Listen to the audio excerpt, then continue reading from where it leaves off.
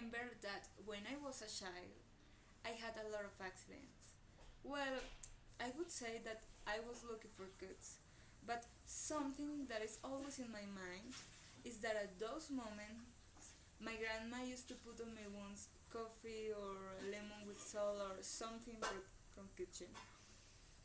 And the most interesting is that 2 years ago, my husband suffered an accident, and when I saw that he had cut, the only thing that passed through my mind was, "Hey, use some coffee, use some coffee." Of course, I realized of that later when he was okay, and it was fun because sometimes we say that those are all things, but at the same time, these all things stay in our consciousness to the point that inadvertently and without knowing, we transmit it from generation to generation. So, I would like to talk about culture, but culture from tradition, because it is an important part of the culture, and basically, a tradition is a belief or behavior passed down within a group or society with symbolic meaning or special significance with origins in the past. And first of all, it's interesting to find that there is a relationship between tradition and modernity. Tradition is often contrasted with modernity, and particularly in terms of whole societies. This dichotomy is generally associated with a linear model of social change, in which societies progress from being traditional to being modern.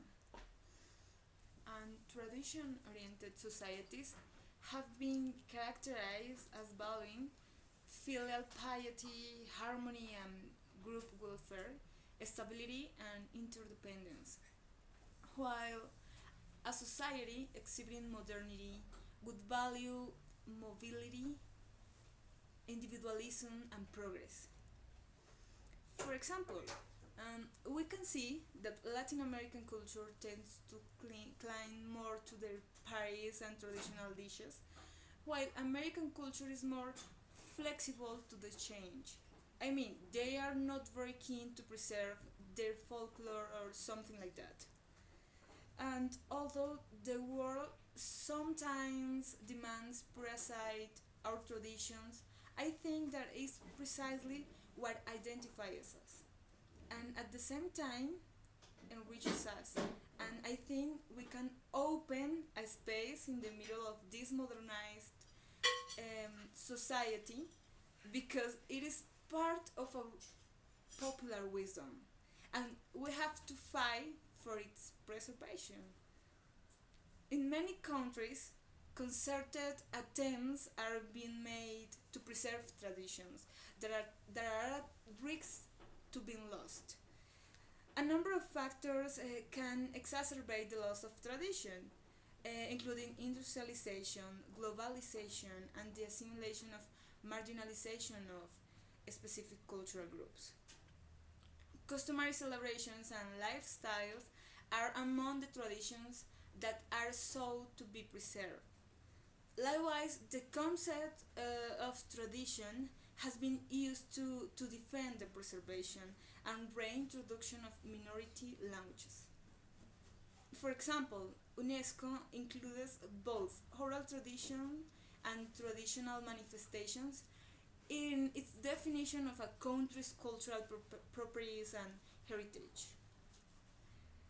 It therefore works to preserve tradition in countries such as Brazil, also in Japan. Certain artworks, structures, craft techniques, and performing arts are considered by the Japanese government to be a precious legacy of the Japanese people and are protected under the Japanese law for the protection of cultural properties.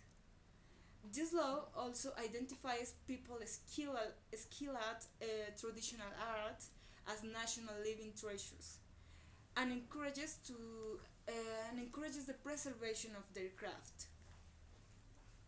Um, Another example is for natives For native peoples like the Maori in New Zealand, there is conflict between the fluid identity assumed as part of modern society and the traditional identity with the obligations that accompanied it.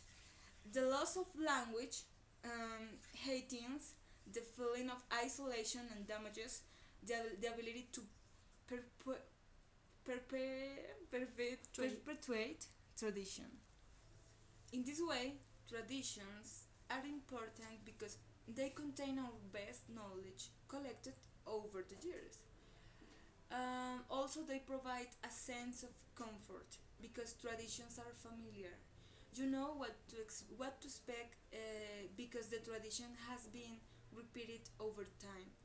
There is no surprise or anything new. You have found memories of the last time you participated and you feel a sense of security.